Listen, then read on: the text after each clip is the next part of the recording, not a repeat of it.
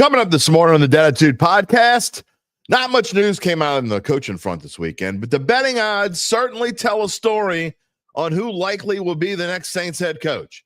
However, there's a caveat there. There's some news that could come out later today and change those odds. We'll dive into it early in another Mano E Monday, our first in a bit without the Saints playing football. Speaking of playing football, how about Jayden Daniels? He is still in the playoffs, and he advances despite the expected mistakes by Coach Dan Quinn. I mean, it was no 28-3. I digress. We'll talk about that. We'll give you an update about the pick'em standings and who we like tonight in the final NFL wildcard game, and look quickly ahead to the divisional round and maybe a few words on the CFP National Championship game.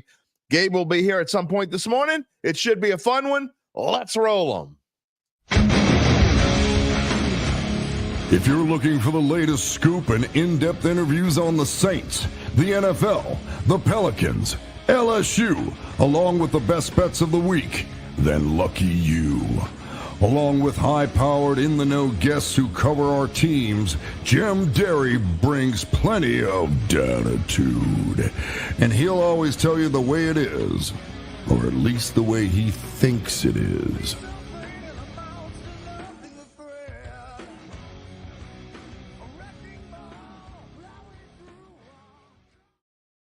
Where you at, Dattitude family? You had enough football yet? We know the answer to that. You wouldn't be here if you had enough football. And you came to listen to, and some to be a part of, Dattitude, episode number 332, presented by Evangeline Securities for a Monday, January the 13th, 2025. It's the 13th.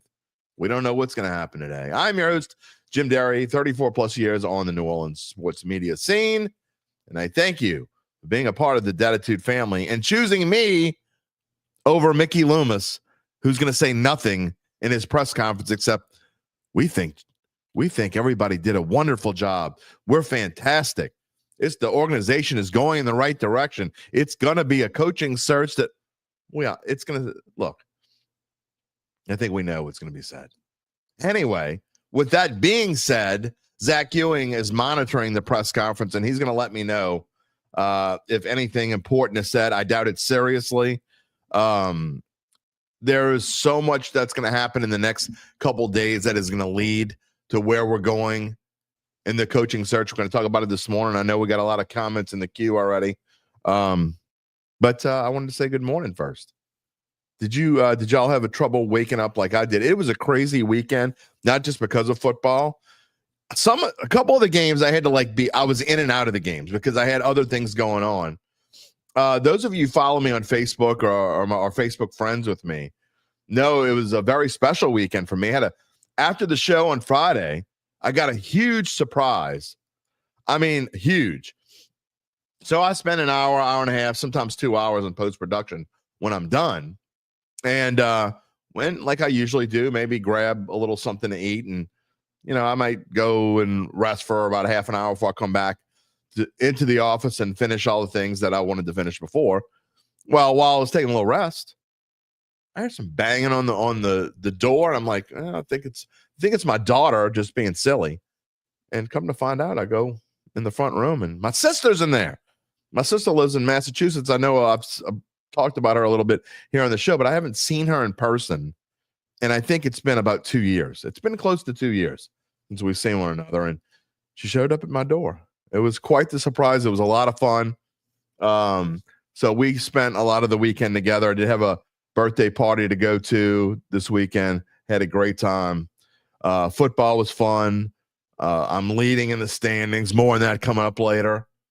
But it was quite an eventful weekend. And it could be an eventful week here in New Orleans. What do y'all think about the coaching candidates? Again, we're going to get to that right in the beginning of the show. We're not going to waste a whole lot of time saying hello, but I did want to talk about that. I wanted to say hello to my sister out there, and thanks to my cousin Blanche for just making a wonderful, wonderful weekend. Again, that did take away from some of the football because I got to be honest, I did not watch every play like I kind of expected to, except for the Saturday night game when I went to the party. And if there was one to miss, that was the one to miss. Ravens blowing out the Steelers. We'll talk about that a little bit later. But man, it was just great. So enjoyed yesterday as well. All right, we're going to get to some of the comments in just a minute. You can be a part of the show. If you don't know this already, if you're new to the show, you can type in your comments, especially every Monday. That's all we do. The show on Monday is me, and it's you, and it's comments, and I tell you how right you all are, how y'all the smartest guest that have ever been part of a podcast. Well, I don't always say that, but something like that. Except for you, Randall. I probably won't tell you how right you are. We'll see. I don't know. I haven't read them yet. You can be a part of the show by typing in your comment on YouTube or Facebook. If you haven't already done so and you want to be a part of this Dattitude family, we'll tell you things before they happen. We'll certainly get down to the nuts and bolts of what's going on with the Saints in just a minute. Please subscribe to our Dattitude YouTube page. You get in touch with me, as you know, on X at Jim Derry Jr. or via email at jderry@theadvocate.com. The show is live every Monday, Wednesday, and Friday at 11 a.m. Sometimes we have a special show. You can always find us on demand after the fact, whether you're watching it here on YouTube, somewhere else, or wherever you get your podcasts, because that'll show up later this afternoon as well. All right, let's get to the queue. We got a lot of comments in the queue this morning. Good morning, Charles Mangus. It was a crazy weekend. Glad you didn't place any money bets. I did. Had a pretty good weekend. It wasn't great, but it was pretty good. We'll get to the standings later on. Nick, you really don't want me to get to the standings. That's where you are right now. You have to root for the Vikings to get you to 50%. Well, obviously, I hope you don't get to 50% because I have the other side.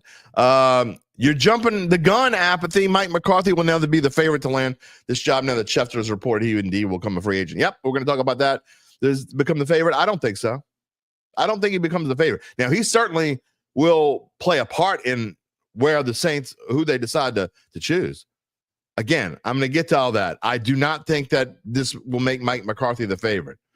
What else we got here? Randall, Pittsburgh is stupid if they part ways with Tomlin. I haven't seen any reporting saying they might get rid of Tomlin.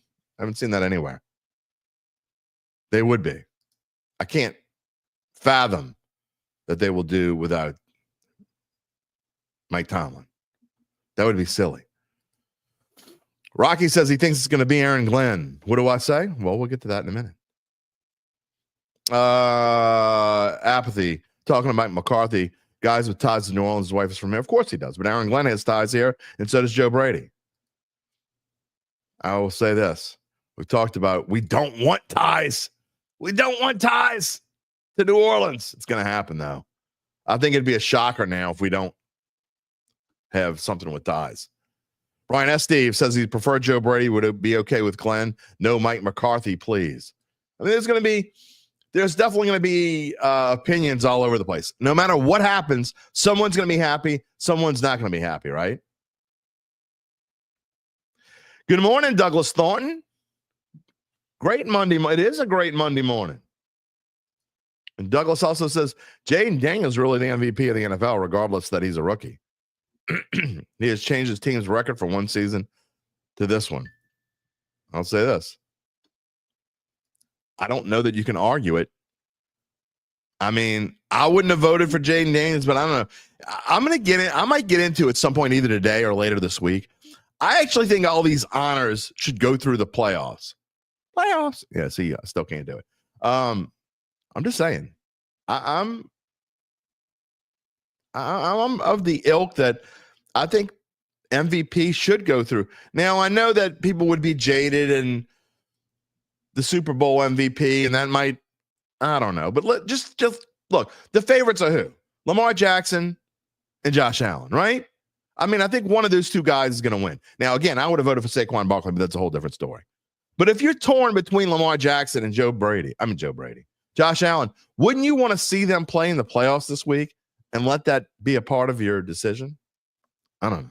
By the way, Zach Ewing just texted me monitoring the Mickey Loomis press conference. And Zach says, this is a quote from Zach's text, just saying he's still optimistic.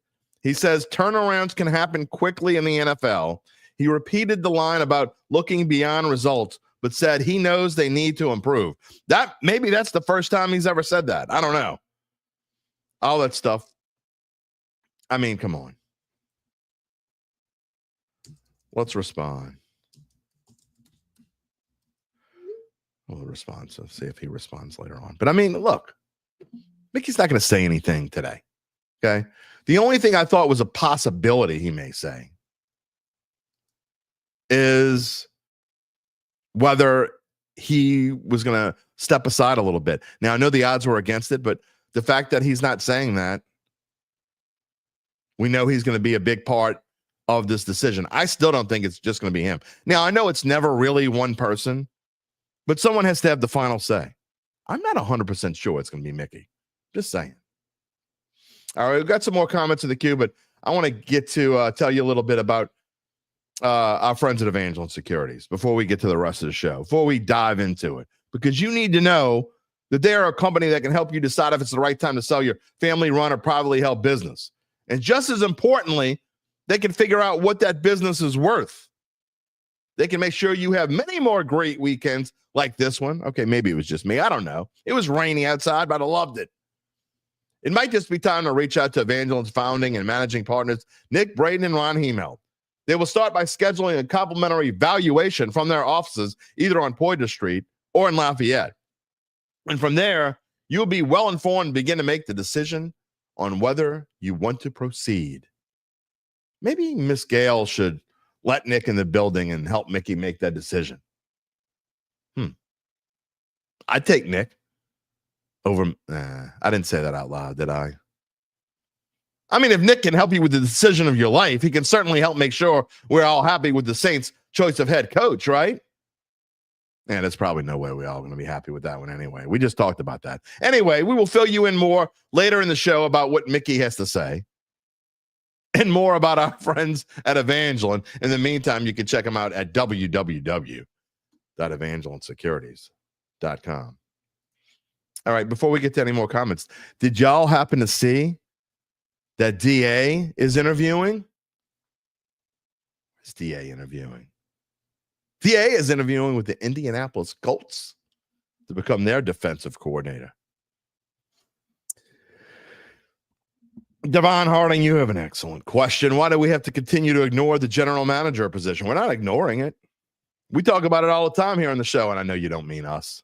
You mean the Saints. Well, they're not talking about it because they don't want to make a change. But again, I will say, just because he doesn't say publicly, this is the second most secretive organization, maybe the most secretive now that New England's kind of changed with Belichick on. This is the most secretive organization in football. They don't tell you jack squat. Okay? They don't tell you anything. And hold on a second. I'll tell you what. I want to show. We're going to, as we get into this, show our cover title slot as I fix something. To fix a little something. Is that right? Is that better? Yeah, that's better. Saw that little black stuff that was off my shoulder. Fixed it. I just don't think they're not going to tell you, right? They're not going to tell you if Mickey Loomis has decided I'm going to step aside a little bit. It's not going to happen. It's not going to tell you. Doesn't want to tell you. They don't want to tell you. They don't want to tell you anything. I'm not wearing Bills colors on purpose. It's actually Cubs colors. It's my I'm looking ahead to baseball already. So there you go. But I will say this: of the games that are coming up next weekend, obviously that's the one that everyone's going to be looking forward to. So no, I'm not wearing a spider suit. Dylan, good morning. Came to listen to me give my expert football takes. Who dat? Well, I appreciate that. We'll see how expert it is. Gary, good morning, all. Welcome to Cabo, NFC South. There's no more NFC South. Got booted out last night thanks to Jayden Daniels. Definitely not because of Dan Quinn. Wow, what a bad job he did. Good job. Yeah, see, y'all getting on Mickey. Lance Dobart says, good job on the Lattimore trade. Lattimore, where was he last night? Remember how Mike Evans, he's owned Mike Evans, not last night. Mike Evans, and I know Tampa didn't win, but Mike Evans clearly won that battle last night. Dylan says he wants Joe Brady, Aaron Glenn. Mario Martinez. Mickey is a BSer. The Saints are $50 million over the cap. Players are too old and too slow. And quarterback will not take a pay cut next year, nor should he, by the way. No matter what coach they hire. We've been through this. I agree with some of what you say, Mario. But again, this is off topic because this really doesn't have any. We'll talk more about this later after we start figuring out who the coach is. But would you take a pay cut if you were Derek Carr? No, you wouldn't. Don't lie. If you were Derek Carr, put yourself in his shoes. Would you take a pay cut? No, you would not. Again, Drew Brees never took a pay cut. I don't know. Dylan, you're right. Washington won, but Evans owned Lattimore. There's no idea. There's no doubt about it. Randall agrees with me on something. He wants someone that never has even been to the city of New Orleans. Rainy Cajun, happy Monday. Douglas, what did McCarthy do at Dallas? I think McCarthy was pretty good at Dallas. I mean, I'm not a big McCarthy fan, and I'm not necessarily rooting for Mike McCarthy to come here. Mike McCarthy helped the Saints win their first playoff game ever in franchise history. I'll tell you what, there might not be a tougher place to be a coach than Dallas. You got Jerry Jones over your shoulder entirely. One thing that I do think that Mike McCarthy would be good. I've said this before. Whoever the next coach is going to be kind of like Sean Payton and not like Dennis Allen. Dennis Allen didn't have a whole lot of say-so in personnel moves, I don't think. Sean Payton had all the say-so. So I think the next person that comes in here, and part of the reason why, everybody wants to know why they won't make a switch at GM. Well, part of it is going to be because whoever comes in here is next is going to probably be pseudo GM as well. That's one reason. And again, I'm not telling you I would rather Mike McCarthy over Aaron Glenn or Joe Brady, but one advantage that Mike McCarthy would have and why one place he would be better is I would trust him more to be a GM/coach than I would trust Aaron Glenn or Joe Brady. Because he has experience. He's been in the league longer. He's been in charge longer. And if it's Aaron Glenn or it's Joe Brady, and again, you look at these odds that I have on the screen, these were from betonline.ag as of this morning. Okay. These are going to change because I promise you, if Mike McCarthy becomes a free agent, he suddenly, at the bare minimum, he goes ahead of Cliff Kingsbury. Look, those last three names on this list, you could scratch them off. The only way that any one of those three guys is the coach of this team is if McCarthy, Glenn, or Joe Brady don't want the job. Period. And whereas Aaron Glenn is going to be a candidate, he is a candidate with the Jets. I mean, it's possible that he'll want to go there. I know we're all over the place this morning, but we got a lot of comments in the queue that I haven't got to all of them yet. Jayden Daniels, Rainy Cajun said, is a great Rookie of the Year candidate. He's not a great Rookie of the Year candidate. He's going to be the Rookie of the Year. Let's see what else we got. Apti, it's not done yet. It's not official. McCarthy is out as Cowboys head coach. I don't think it's official yet. But at least as we were coming on the air, it was probably going to happen. Let's see what else we got. David Dukas said, well, and here's another reason. If you like an offensive-minded coach, you might want Mike McCarthy. He prefers an offensive-minded coach, and I do too. I mean, but look, there are so many reasons to want McCarthy over Aaron Glenn or Joe Brady, but there are almost as many reasons to want Aaron Glenn or Joe Brady over Mike McCarthy. Musette said she had a Super Bowl dream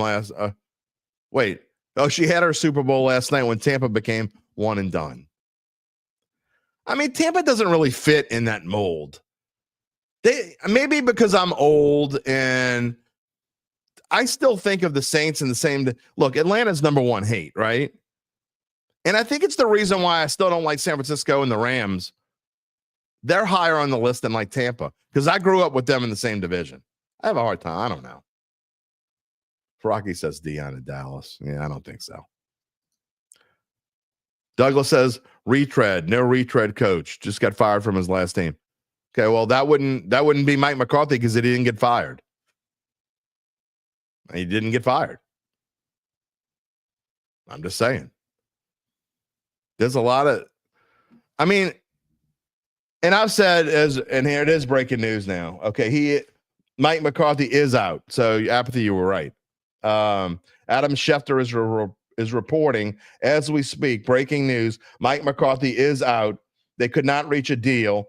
Apparently, they tried to reach a deal and couldn't. So there you go. Yep. Couldn't agree to a new contract. They tried to work out a deal. So that just goes to more of he definitely did not get fired. Mike McCarthy's a good coach. Okay.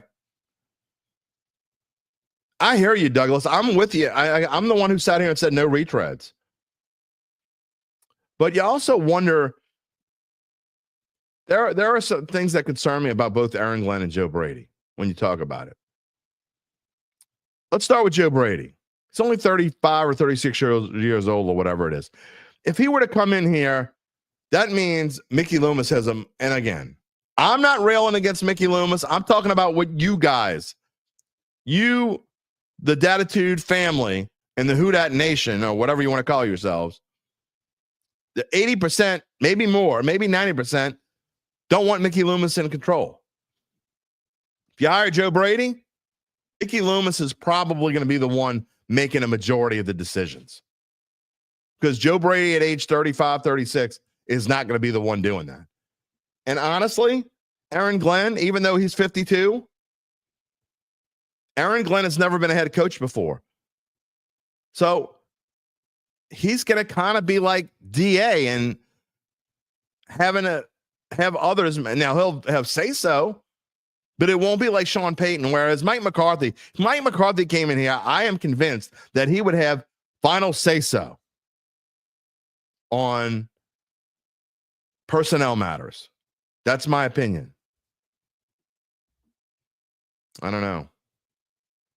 Douglas, I hear you. He says experienced coaches become experienced because they were given a chance. No getting these fired coaches versus trying a new unknown, young, energetic coach. And look, I've been in the corner for the Saints for young, energetic, new coaches. I'm still in that corner, really, but I'm trying to tell you that there are definitely advantages now that Mike McCarthy is available, and these odds will change immensely. And you talk about ties to the building. Probably no one has a greater tie to the building on Saints Drive or Airline Drive than Mike McCarthy. He's Jim Haslett's offensive coordinator. Again, he turned Aaron Brooks into a legitimate quarterback, if you want to say that. Look, they won their first playoff game with their. You can say whatever you want about Aaron Brooks going back, and I know some of you younger don't remember Aaron Brooks playing. Say whatever you want, but I mean, Aaron Brooks became a legitimate quarterback, and that was because of Mike McCarthy. Mike McCarthy was the OC in a system that Jim Haslett was kind of like, in a way, Aaron Glenn or Dennis Allen. He was a defensive guy. He had never had a chance to be a head coach. Did he do okay? He did okay. I don't know. There's a lot of questions this morning. Again, let's talk about the odds real quick. And our title slide says, and again, this is before we started talking about Mike McCarthy. I made this. But the odds tell a story. Aaron Glenn has remained constant at minus 200. And again, if you don't understand what odds mean, minus 200 means that he's basically 1 to 2, not 2 to 1, 1 to 2 to be the next Saints head coach, which implies that there's about a 60% chance or 66% chance to become the next Saints head coach. That means if you were betting on it, you would have to bet $200 to win 100. Okay. Meanwhile, Joe Brady is plus 200, which means you'd bet $100. And if Joe Brady became the coach, you'd win 200. Cliff Kingsbury, plus 600. Kellen Moore, plus 650. David Shaw, plus 1,200, and it goes down. I think the next one was Bobby Slowick at plus 1,600 or some. Well, and again, this is before Mike McCarthy will now be up there with Aaron Glenn. If I had to guess, and I was a sports betting writer for however many years, I would guess that now Aaron Glenn would probably become either even money or like maybe plus 120, and Mike McCarthy might become the favorite. With that, I mean, I think now it's probably either him or Aaron Glenn is my guess. What else does it change? Well, I mean, if the Saints were to hire Aaron Glenn, now you got Clint Kubiak being interviewed by the Seahawks and the Browns. If Aaron Glenn comes in here, I think there's a chance that Kubiak stays on as offensive coordinator. Is that something we want? I don't know. I'm not sold either way on Kubiak. I'm willing to give him another chance because I think there was some good things he did, but there were also some disappointing things that he did. However, if you get Joe Brady or you get Mike McCarthy, Clint Kubiak's definitely gone. Randall's talking about Aaron Brooks. He would throw interceptions and run off the field laughing like something's funny. That was just his personality. It is what it is. I mean, we can go get into the whole, that wasn't his decision. We had a Super Bowl quarterback sitting on the bench and Jake Delhomme. Should they have made the change? Absolutely. But would that have changed the Saints' fortunes? You know what? In the grand scheme of things, if you think about it, and look, we all talk about how everything leads to something else. Every decision made changes the future. Think about this.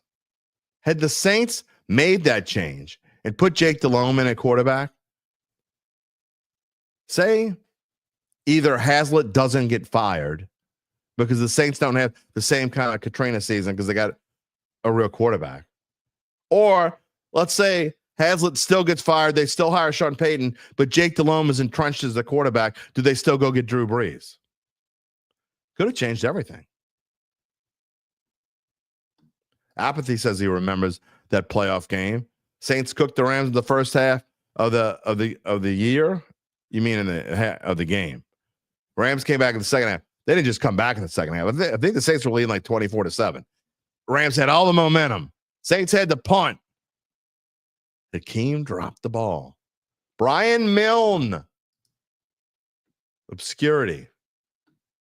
Musette says, the idea of a new coach is actually exciting, even though I do believe the next couple of years will be rough no matter what. One thing we've talked about and agree. I mean, here's the thing. I think that I'm not saying this is going to be the case. I'm not trying to blow smoke up anyone's keister and get anyone too excited about what could happen. But if you get the right coach and you make a few tweaks, I think the Saints can be okay. Is okay exciting? No.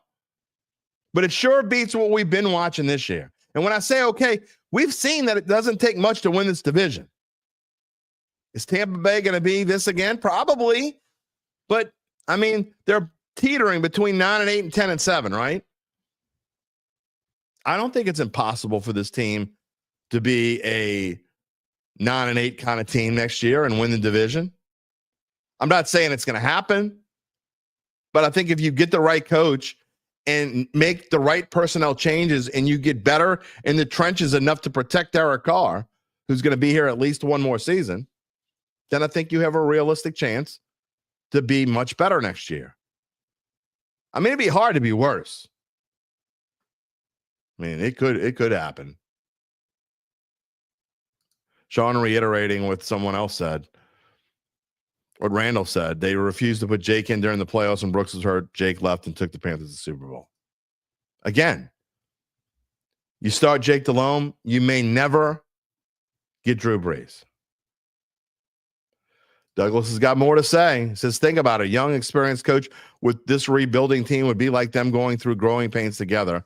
And I can live with that because I believe it gets greater later. It could get greater sooner. I don't understand. It does. Look, Again, I'm not necessarily disagreeing with you. I'm probably leaning to your side more than the McCarthy side, okay? I don't know. I would be torn. It would be a tough choice. There are big advantages to both sides if you think about the potential of a Mike McCarthy coming here. I get what you're saying. But I am not one to greater later. There's no greater later. If you could be good now, be good now. If you could be average now, which leads to the change in the thought process of this team, I think 8-9 or 9-8 would be a major improvement over what we saw this year, and maybe you keep going forward. I don't know. I get what you're saying. Zach just texted me again, says, was asked about severing Peyton connections. Said the idea, and talking about Loomis in his press conference right now, he's not saying a whole lot, but he did say this again. Mickey Loomis was asked about severing Peyton connections, and he said the idea confused him because Peyton and his connections have been so successful. Said that they would hire the best coach regardless of that. In other words, Mickey Loomis doesn't give a damn if they got. He's not trying to clean house of what happened in the past. Goes to show what he's thinking. Rocky says McCarthy knows how to rebuild. He does. He does. There's no question. Douglas says, I think that the trying quick fixes the Saints where they are now. This wouldn't be a quick fix. It's not a quick fix. Hiring Mike McCarthy wouldn't be a quick fix. Hiring Mike McCarthy, no matter who you hire, I don't think there's any intention. This is not a play. This isn't like a player, okay? This isn't like you're going to get a quarterback for a year or two, like the Vikings did with Sam Darnold, and now are in a quandary because they're not going to know what to do next year. Do they go with the quarterback that they drafted, or do they go with Sam Darnold? I don't know. That's a quick fix. A quick fix is not a coach. I don't think anyone's trying to get a quick fix, but I'm going to say it again. I've said it before. I'm going to say it again. I want whatever is going to make the Saints best for next year and the long run. There's a way to do it both ways. You've got to draft right. Mike Detillier was on this show last Wednesday. Jeff Duncan's coming on the show this coming Wednesday. There's a way to do it to where you don't have to go through this miserable existence of football. It's not easy. But again, I think if you get the right guy, I don't know whether the right guy is Mike McCarthy, Aaron Glenn, and Joe Brady. I would say it's almost certainly going to be one of those three. I would be shocked, honestly, at this point, if it's not one of those three guys. David Dukas says need 2-3 years to get out of this cap held and rebuild. Here's why I think that there's too much. And I've said it too. So I'm not saying this just to disagree, but I'm telling you why there is reason for hope in the near future, and maybe it won't take that long. I think the cap situation gets much better after this year. And looking at there's a lot of contracts that end after this coming season. And you just eat it this year. But if you can draft correctly, you can get a starting offensive lineman and you can get a starting defensive lineman. I'm not saying that's enough to make you one of the better offensive lines if you can get one guy. Excuse me. I'm saying that if you get one guy like you hit on Fuaga this past year, if you can hit on another lineman like that, and then you hit on a defensive lineman, you wouldn't have to do that much shuffling around like they've had to do in the past. You wouldn't have to do that much shuffling with the cap situation. You wouldn't have to kick the can. I don't know. Just saying. I'm getting a little verklempt here this morning. Sean asked, who of the available coaches would I rank above the rest of the NFC South coaches? All of them. I think the NFC South coach, look, I'm going to give Todd Bowles some credit because obviously he's done some things that I didn't think the Bucs could do. And I've been down on him and probably a little bit too harshly down on him. So I'll give him some credit. But I think the NFC South has the worst lot of coaches overall in the NFL. And I honestly don't even think it's close. So I think Mike McCarthy, Aaron Glenn, Joe Brady, I think any of those guys would be better than any of the other coaches in the NFL. I mean, in the NFC South, except maybe Todd Bowles. Again, I've been critical of Bowles, and I thought he didn't do that particularly that great of a job last night. But in the grand scheme of things, he's held this team together, and they repeated what they did in 2023. So I got to give him credit for that, right? I got to also give him credit, along with Liam Cohen, for making Baker Mayfield look like the Baker Mayfield we thought would be here 6 years ago. Apathy says, Loomis says, the next coach will play a big part in deciding the direction of quarterback. Well, of course he will. But that also leads to the thought process of a offensive-minded coach. Do you necessarily want a defensive-minded coach making a big decision on who your quarterback is? Look, here are the facts. If this team, let's be realistic, okay? I'd say there's an 85% chance that Derek Carr is the quarterback of this team next year because of cap situations. It's just a fact. I mean, you can't just cut. You may want to cut him. You may say, I don't care about the cap. I don't care about anything. I'd rather start Spencer Rattler. I don't want to be 2-15 next year. Sorry. I don't want to go through that. It's not worth it. You keep Derek Carr. You start making plans on who the next quarterback will be. Is it going to be someone you draft? Or is it going to be a free agent?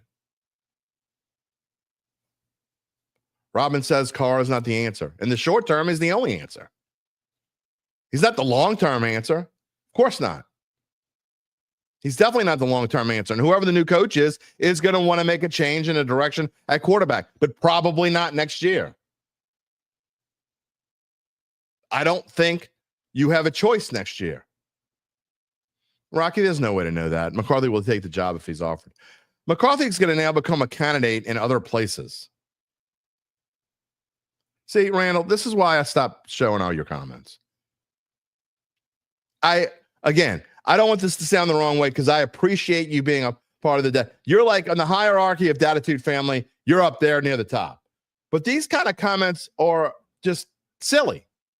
You'd love to be 2-15 for the next 2 or 3 years, so we're going to have the top 5 picks to rebuild this roster. That is the dumbest. You said some dumb things on the show. That's the dumbest thing you've ever said. That's even dumber than Dan Campbell. You don't losing on purpose. I don't know how many times I have to say it. Say it with me, people. What does losing do for you? It makes you a loser. It doesn't do anything for you but make you a loser. You're dependent. You know what happens? You go through a entire season of what we just went through, and 2-15 would be way worse than what we saw this past year. You go through a season of 2-15. I lived through 1-15, okay? You know what 2-15 does for you? You get a great draft pick. That didn't mean jack squat. Number one, you got to hope that if you're 2-15, that you're the worst team in the league, which you might not be. Say you go 2-15 to 3-14. I mean, Gabe, what are there? 3-14 teams this year? So 3-14 teams. One of them's going to be the third. I don't even remember the order. I know the Titans are first, right? Get the first pick. Doesn't do you any good if you're who cares? Doesn't make any difference. Saints are 5-12. They get the 9th pick. They're going to make the right decision? Who knows? You never know if your team is going to make the right decision. I'd rather win games because the attitude, when you win games, the attitude changes. Nobody wants to go to a 2-15 team. You're in a position now where free agency is you're not in a great place for free agency. I get that. But after the season, it might not be that bad. I'm telling you, the cap situation gets better after the season. Vegas is 4-13, Gabe says. They get the 6th pick. So what is losing done for the Las Vegas Raiders? Made them losers. They get the 6th pick. Perfect, Robin. I agree. Robin Fennedy says, we don't want to be a losing team. Not a season ticket holder to watch them lose. Amen. Amen. It's not fair to the people who spend thousands of dollars every year. Not like you people who stay at home on your couch and then talk about it and bitch afterward. No, there are people out there that don't make a whole lot of money, okay? Because I know some of them. But they don't go on vacations. Instead of vacations, they have season tickets. There are lots of people out there who, instead of going on a vacation, they have season tickets to the Saints.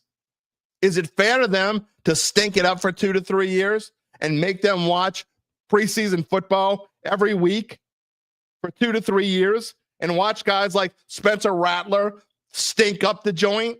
No, it's not fair to them.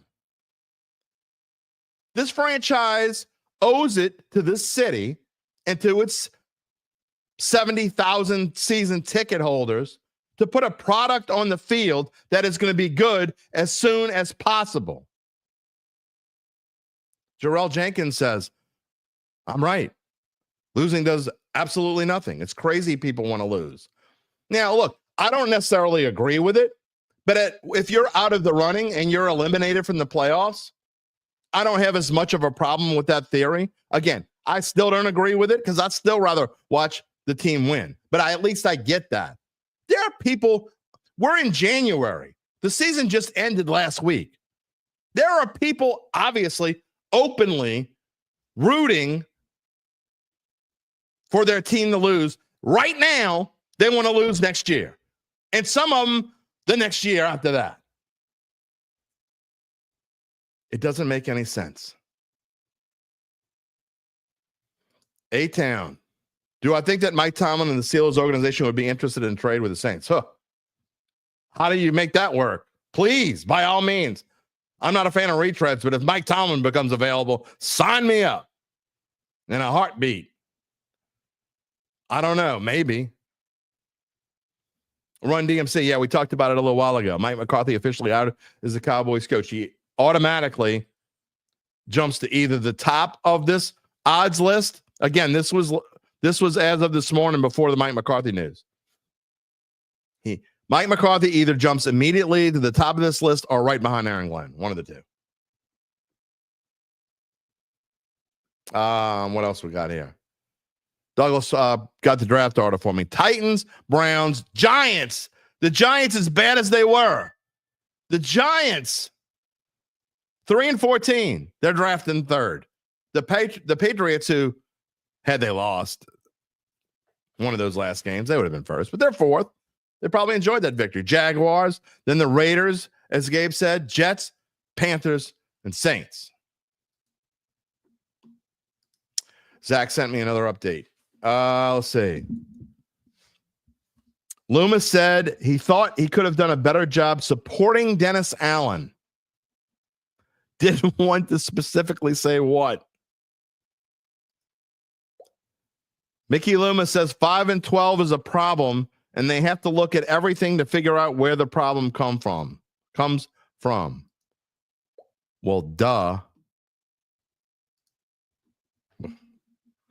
That's not what you want to hear. Lance Dobart says taking Aaron Glenn could result in 3 more years of this. Same risk exists with McCarthy, but the odds are better with him that things will turn around. Yeah, maybe. Apathy. Detroit had a whopper of a draft that turned them around. Laporta, Gibbs, Penei Sewell is almost 2017 draft like. Yeah, but that doesn't change. Here I'm going to take up for Aaron Glenn, and again, I'm torn right now. Gabe has said he wants Aaron Glenn. Larry Holder has said he wants Aaron Glenn on this show. I've been kind of on the fence.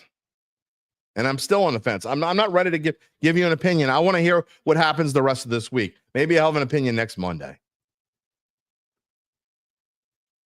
But Lance is right. Mickey wants a coach like McCarthy that can give clear personnel direction. The more I think about it, the more convinced we should go all in on Mike.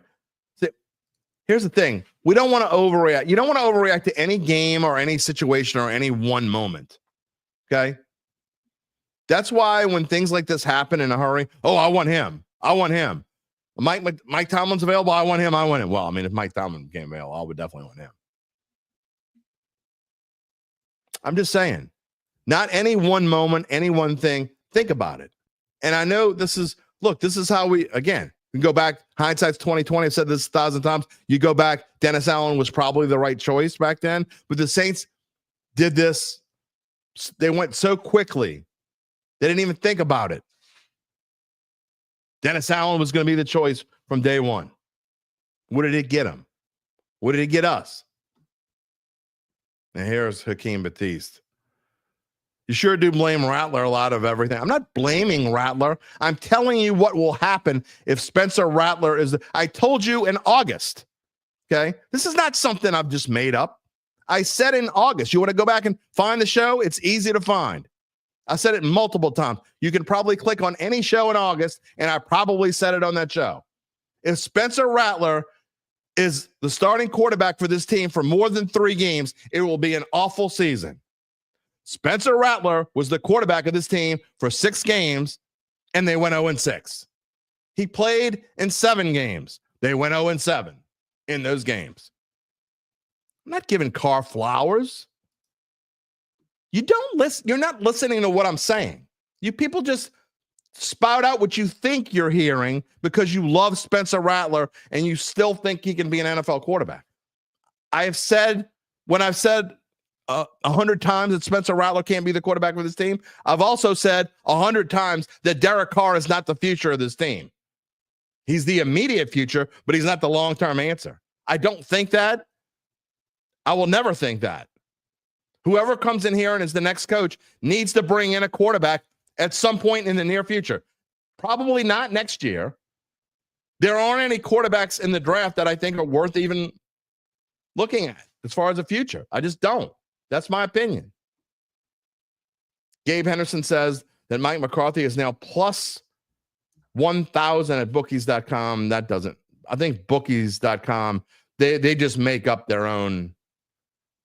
So that's irrelevant. It's worth mentioning.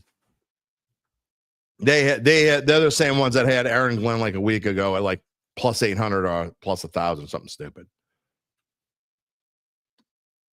I mean, I hear you, Hakeem, but I'm listening to you. I get what you're saying. You don't like when I talk bad about Spencer Rattler. I'm not blaming Spencer Rattler. The Saints would have been bad regardless of anybody that wasn't Derek Carr. They could only win when Derek Carr was here. It's a fact. They went 0-7 when Derek Carr wasn't the quarterback. It's a fact. It's not something I'm pulling out of the air. Buts don't matter. It's facts, period. I mean, we're not talking about a quarterback that is the future, not the long-term future. But if we go back to what we said 10 minutes ago and we want this team to be something fun to watch next year and maybe can win some games and maybe can compete in a bad division, which is possible. Again, I'm not saying it's going to happen. I'm not telling you that I think the Saints are going to win the division next year. But I think if you get a coach in here that can change mindsets and get another Fawaga to add to this offensive line and somebody on the defensive line that can help right away in the draft, I think that's a big start. And you could stay healthy, which obviously is a big question mark. I mean, there are lots of ifs, but I know this. If you don't get the right coach and you don't build in the trenches, it won't matter. Who's the right coach? I don't know. But I like the top three candidates now. Again, if you're just joining us, Mike McCarthy is officially going to be out as Cowboys coach, which makes him an immediate candidate to be a coach of the Saints, along with Aaron Glenn and Joe Brady. And I think I would be shocked if it's not one of those 3 guys. If it's not one of those three guys, to me, it probably means that none of the three wanted the job. Douglas wondered, does Loomis know the meaning of accountability? Probably not. Robin says that Mickey's the problem. I can't argue with you, man. I just can't. Gabe Avila wants to know, with the new coach coming in, the chances the Saints would try to trade Carr before the draft. Almost zero. You can't trade a quarterback with his you're going to still eat cap.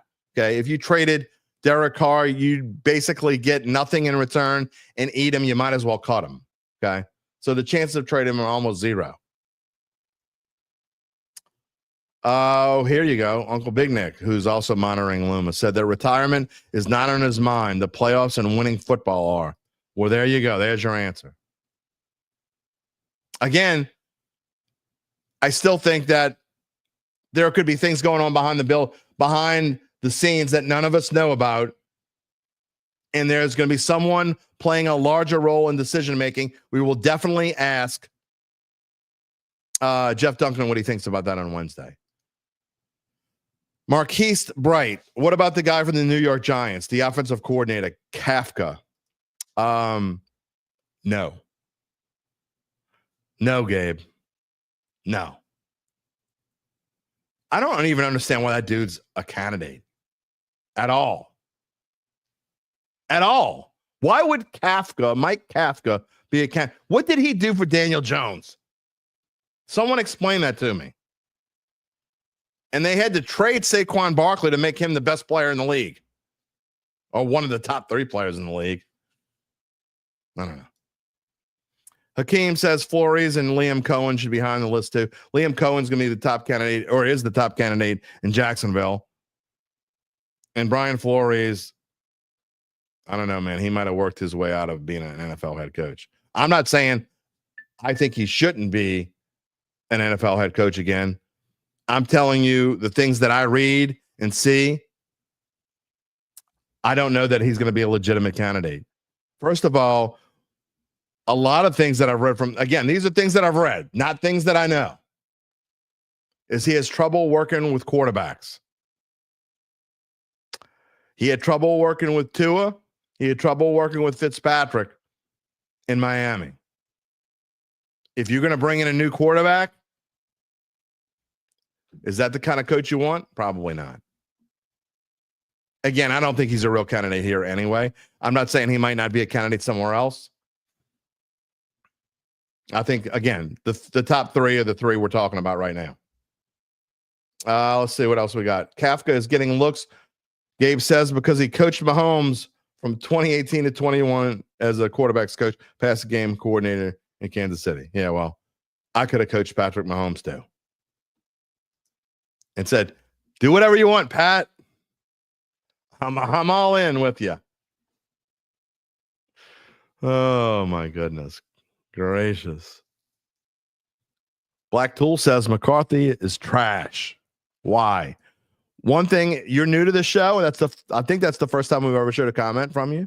The one thing we talk about in the show, and I appreciate you for watching, but if you say things like that, you got to back it up with receipts. You got to tell me why he's trash. Don't just say somebody sucks, okay, or somebody's great. You got to tell me why, okay? Why? Douglas says he wants a coach that we can look at 20 years of past and said we had numerous postseasons and a couple of Super Bowl wins. We've never had that, ever. The Saints have never had that. I would love that. In 20 years, I'm going to be an old man, a crotchety old man saying, get off my lawn, you little punk. But I hope I'm got 2 Super Bowls in the pocket. Maybe I'd be happier. Doubt it. Robin says should have got Teddy Bridgewater back before we went to Carr. Teddy Bridgewater couldn't. I love Teddy Bridgewater. I think Teddy Bridgewater would make potentially a fantastic offensive coordinator. Rumor is that if Ben Johnson, well, not if, almost certainly when Ben Johnson leaves the Lions, that Teddy Bridgewater could be the leading candidate to be the OC in Detroit. Might want to jump the gun on that one. If it is Aaron Glenn, if Aaron Glenn gets hired here, go sneak him. Bring Teddy in. I'm all about it. Brian Pearson says, we get a new head coach. He comes in for a couple years. Let's just say it doesn't work out. And I hope it does work out. Do I think Mickey Loomis gets fired after the man? I can't predict that. That's like predicting if it's going to rain on April the 7th and predicting it today. I can tell you what the history of April 7th, the weather is. I can't tell you. I mean, all I can tell you is this. And I know it's not something you want to hear, but it's the truth. Mickey Loomis, I'm not saying this is what I want, so don't tell me I'm a Mickey lover by saying this. I'm telling you what reality is. Reality is Mickey Loomis is most likely going to leave when Mickey Loomis wants to leave. Period. If Mickey Loomis wants to leave, if this coach doesn't work out, then Mickey Loomis will leave. Probably won't, though. I don't know. A-Town says he would give the rat another 2 years to develop into an NFL starting quarterback. Not a chance. I don't want any quarterback, and this is Rattler or anyone else who locks on a first read. That doesn't change. That's why I'm not a fan of Spencer Rattler. It has nothing to do with anything else. I told you I didn't necessarily like the way he played in college. I didn't think he was an NFL quarterback. The Saints aren't smarter than a fifth grader. They drafted in the 5th round because no one else wanted him before the 5th round. There's a reason for that, and he showed it. Again, the future of this franchise at quarterback is not in the building, okay? It's not Carr. It's not Rattler. It's not Haener. None of those guys. The long-term future at quarterback for the New Orleans Saints is nowhere near New Orleans right now. I don't know where he is. I don't know whether he's in college. I don't know whether he's playing football for another team. I don't know where he is, but it's not in New Orleans right now. John Fonseca wants to know what happened to John Gruden. He's got to be in the mix. Absolutely not. I don't think he was ever in the mix. John Gruden, first of all, I don't think John Gruden's ever going to be an NFL head coach again. Second of all, if he is going to be, it can't be in New Orleans. This team has enough problems that you cannot have a circus in this town. If you want a circus, wait till the summer. I think it comes to the Dome. Ringling Brothers, go enjoy the circus for a couple hours. Get out of there. The circus is over. We don't need that here in New Orleans. Gabe says Mickey Loomis on Spencer Rattler. You can see the arm talent. You can see the processing talent. Said that he didn't ever feel like there was a panic in his play. You didn't watch the second half of that Tampa Bay game, did you? That's all it was panic. And what did he do when he panicked? He got sacked. Breaking news, Gabe says, Mickey Loomis needs LASIK surgery. Lance is taken up for Kafka. He helped get Daniel Jones onto a good playoff team. No doubt. UBN, I don't know if he's joking or not. He might not be joking. I don't know. I don't know where this would come from because there's no way real odds are on this yet. Deion Sanders is the favorite to be the next head coach of the Dallas Cowboys. I doubt that seriously. But possible. Apathy says playoff Stafford is about to eat Flores' defense tonight. I agree. We're going to get to that in a minute. Gabe's about to come on. Got some more comments coming up in just a minute. Gabe Henderson is in the green room. He's about to come on Mondays with Gabe. But we told you earlier, we will let you know more about how Evangeline Securities can help you figure out what your privately run or your family run or privately held business might be worth and whether it's time to sell. How do they do it, you ask? Well, some of you asked. Some of you might have not have known about Evangeline Securities. Maybe you're new to the show. You're like, what are you talking about? That's right. I have a family run, a privately held business. I want to know what it's worth. I might want to sell. After their complimentary valuation of your company, if you decide to proceed, native New Orleanians Nick Braden, Ron Hemalt, and the folks at Evangeline will begin an extensive auction process from established private equity funds from around the world. They will maximize the return process for the founder and his or her family. Evangeline Securities is the top producer on their platform. There are very few companies like them in this area. In fact, there are hardly any. Go check it out. And none of those companies, besides Evangeline, have their dedication and success. They are fully licensed, ready to serve you. So get in touch with Nick and Ron about what's really important the rest of your life.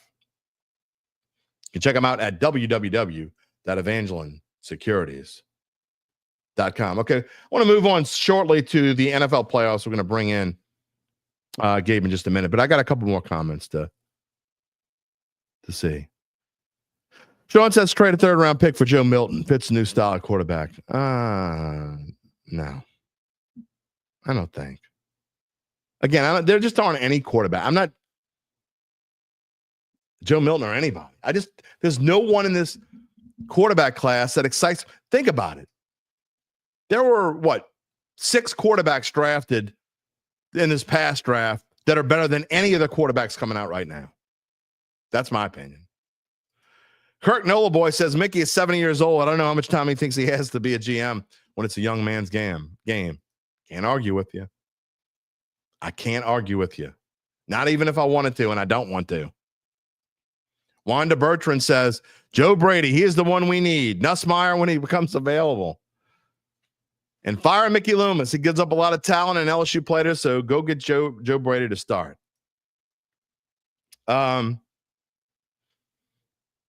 It's got to be one of the 3 we talked about. It's got to be McCarthy, Glenn, or Brady, right? You would think. And as far as Nussmeier, I need to see another season of Nussmeier. I think he has a 50-50 shot to be a legitimate quarterback in the NFL.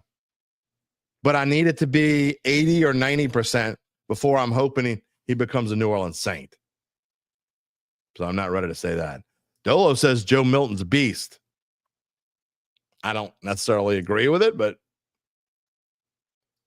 Turbo says he likes Joe Milton. He hopes he starts over Drake May for the New England Patriots. Drake May, I think, is going to be a good quarterback. What do you have against Drake May? I liked what I saw out of Drake May. I think they could be a decent, interesting team next year. Just saying. Lance says, please hire Dion Jerry. Please. Please. That's right. We bring receipts on this show, Charles. Good morning, Kyle Sherman. Lance says, I'm already kind of crotchety. Wow. Apparently, that's what my wife thinks. I said yesterday, I don't know, and something happened. I said, I'm a nice guy. And my wife, without hesitation, says, when? It's not very nice. Tuckle says he was interested in Byron Leftwich as an OC or a head coach. Real talk. You mean like, so you could be wrong, or you mean like he could still be a good coach? I know you're being funny. Dolo Dynamite says the Raiders are a dumpster fire. No doubt. A-Town says the odds have UBN at plus 750. The Saints' next head coach. What about it, Uncle Big Nick? Gabe Avilas wants Kingsbury. Oh, God, no. For the love of Pete. You and Randall. Oh, God, no. No. Please, no. Please. God. No. You know that old clip from The Office? No, God, no, please, no. That one, no. Ray Lloyd says, Loomis needs to be fired. He has overstayed his welcome. He's only been here 22 years. What do you want? Let's see. Trade for J.J. McCarthy. I don't think that they're going to get rid of. I think they're going to get rid of Darnold. That's what I think is going to happen. Just heads up. I'm not showing any. We're not talking any more about Rattler today. It's a lot of y'all can talk about Rattler if you want. That's fine in the comments, but I'm not showing any more Rattler comments. Roy Lloyd says he really believes Joe Brady is the man for the job. He's one of the 3. Who wins, Notre Dame or Ohio State? Well, we're going to get to that in a minute. All right. let's move on.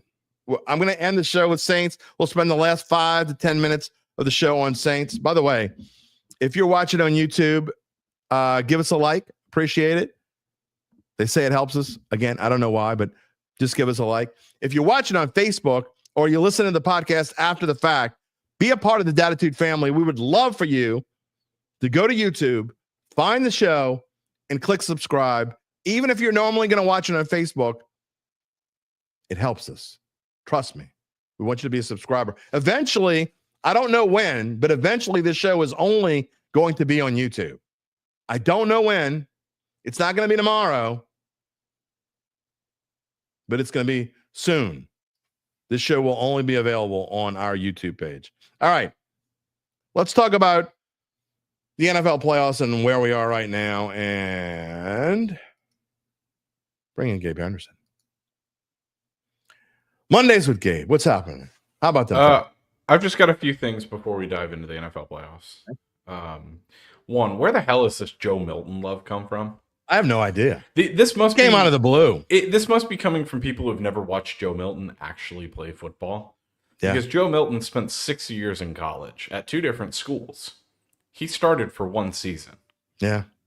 I don't know where that love came from. He threw 20 touchdowns in 1 entire season as a starter.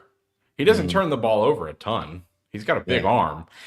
Joe Milton is the best quarterback to have on a scout team because he's really good in practice. You put him in an actual game and the dude falls apart.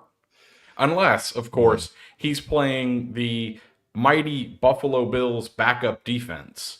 Where he throws for he did look pretty good in that last game. He threw for 241 yards and 1 touchdown, and people are ready to crown him as the next. Yeah, I was sitting with UBN. I'm like, I didn't even know who that was at first. I'm like, who is that? And then we realized it was Joe Milton. I'm like, well, he looks pretty good. Joe Milton is the best meaningless game practice quarterback ever. Kyle's got a point. You put him in a meaningful situation. Kyle Sherman's got a point. We should sign Josh Dobbs. Anytime he sees black and gold, he becomes an all-pro. It's kind of true. All right, before we get to this coming weekend, and I didn't put your name on here, but I just wanted to show this. They have the standings heading into tonight's last game. It's a max. The most you can get is 24 points. Our standings as of now, I'm leading with 11. Gabe's got 6. UBN's got 6. I've got the Rams tonight. You and UBN both have the Vikings. Yep. You still feel that way? Yeah. Okay. Absolutely. What do you like about tonight? The Vikings. No, I know, but what do you like about the Vikings? Obviously. No, I'm just messing with you.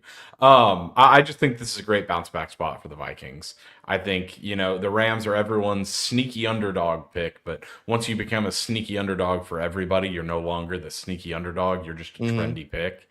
So I like the Vikings to bounce back here in this spot. I think, as I said the other day, I actually think Kevin O'Connell's the better coach of the two. Yeah. Which is kind of crazy. Yeah, you know what? I agree with UBN here. No, we don't do asterisks. No, not asterisks. We can do an asterisk. But that was a super bad beat. That was a super bad beat. If I counted every bad beat with an asterisk, I mean, come on. No, I'm not saying put an asterisk. But by the way, real quick, I want to show this comment because Dolo. Yeah. 95% of the time, you have to have a receipt to just throw things out there, but I don't need a receipt for this one because I agree with you. Darnold is trash. No, he's not. He's right. He's turning back into Sam Darnold. Trash. No, because Sam Darnold of old played for the Jets. Let's be honest. If the Vikings didn't have a great coach, they wouldn't be nearly as good as they played. All I'm gonna say is Dolo's the same one. Dolo's the same one up there called Joe Milton a beast. So, come on, which is it? UBN says I'm preaching like I'm up 20 without that bad beat but you did have it. So, what if? Yeah, I'm not saying that. Just saying if. And one more thing I wanted to get to, which let me just end that little portion with this. Sam Darnold is infinite times the quarterback that Joe Milton will ever be. Joe Milton will never have a season like this. I think the Rams. And look, the reason why it says my 3-point pick was Rams plus 1.5 is because when we had the show and I made the pick, I made the pick at 1.5. So actually, Gabe and UBN get more value because we made the pick before they relocated it to Arizona and the spread changed to 2.5. So they have minus 1.5. I have plus 1.5 as far as the contest purposes. I think you're getting even more value. I think Stafford has a very good game tonight, and I really like the Rams running game and how they've been running the football. I've talked about this the other day. I actually kind of like the over. I think in the grand scheme of things, I think both teams are going to be able to score a little bit. So I know there haven't been a lot of overs in the playoffs, but I think this one could be. And I think it's actually, Gabe, I think it's going to be a fun football game. I don't love the Rams here. I made it a 3-point pick. But I do like them, and really, it has to do to me. My two main factors are Stafford and McVay, and then the running game of the Rams, like I said. So that's why I'm picking the Rams. And I also think I said this the other day. I think that they are one of the most underrated teams in the playoffs. Wouldn't surprise me at all if they made a run. And I was thinking that they were going to be the ones that were going to go to Detroit, and that Detroit wouldn't want to see the Rams. Well, now they're getting Washington. I actually think that's actually really good for the Lions. I think Philly easily handles the Rams as they did earlier in the season. Maybe. I think the Rams actually match up better with Detroit. This is actually shaping up to me to be a kind of favorite heavy NFC now. NFC. Yeah. So anyway, we'll talk about the future. In fact, I'll say this. I actually, if I had to play this total, I'd probably play the under. Not just because it's been a trendy thing in the NFL playoffs this year, but I've said all season the Vikings defense is one of the best in the NFL, and I really don't think what we saw last game out of them was indicative of the defense that they are. I really think we'll see them come out tonight and really put on an impressive performance. Taylor says likes the Rams. Rams handled them this season already. Likes Carr and Williams to score 2 touchdowns on the way to win. Hey, that might be a good bet. I don't know what the odds are on that, but that actually might be a pretty decent bet. I'll look it up, but if I had to guess, I'd probably say plus 300. All right, real quick, your thoughts on the college football playoffs. I think we were both y'all had Penn State. Y'all both thought Penn State, but it was close. I mean, neither one of us loved it. I like Notre Dame. I got that one, but Ohio State and Texas, I think maybe we were surprised that Ohio State played as well as they did. But I'm going to go back to what I said before the playoffs started, and that Ohio State, if they came out and played pissed, that they were the best team in college football, and they're kind of proving it right now. I don't think there's any doubt. I think the spread is whack. I don't think 9.5 is a little bit much. I'll make official pick on that later, but man, Ohio State is playing some good football right now. If we talk about bad beats, the Texas-Ohio State game. Yeah, it kind of is. I mean, if you're a team who prides yourself on running the ball and building in the trenches, how do you not just line up under center and hand the ball? That's one of my biggest gripes, and it's probably where I'm the biggest old man yells at clouds, is I hate when teams get under center or go from the shotgun and try and run the ball. Yeah. A toss from the 1-yard line. Line up in the I formation and make him beat you in the trenches. That's what Sark should have done. And instead, Quinn Ewers peed down his leg, to put it that way. And, that's a little harsh. Come on. Well, let's be honest with ourselves. There was one thing the man couldn't do there, and he did the one thing he couldn't do. Yeah. It's, by the way, if it wasn't official before, it is definitely now official as a Cowboys official. According to Adam Schefter, now says that Dallas and Mike McCarthy are parting ways. So if we didn't know it before for sure, it's absolutely happening now. His contract officially runs out tomorrow, but he is free to meet with teams starting immediately. Before we move on and talk about this weekend's game, I got one more thing to say about this past weekend. Will you stop? Will you get off the Justin Herbert train? Will you now get off the Justin Herbert train? Will you stop telling me that Justin Herbert is a top 10 quarterback? I don't think I ever said he was a top 10 quarterback. I think you did. I just said he was better than Derek Carr, which he's not better than Derek Carr. No, he's not. No, he's not. Jim, your thing is always one game doesn't define it. Statistically, he's better in every category than Derek Carr. Or what has he done on in the pace playoffs? to be better? What's Then Derek Carr done in the playoffs? Derek Carr's won. No, they've both been bums. Derek Carr's made it twice. They've both been bums, but I'd rather have Derek Carr than Justin Herbert. I'm just saying. No, I'd rather have Justin Herbert. You know what? It doesn't let's be honest with ourselves. It doesn't matter. Okay, let's just say they're the same quarterback. Okay. Yeah. Okay. Okay. Because basically they really kind of are. Justin Herbert's been in the league long enough to say, let's say they're the same quarterback.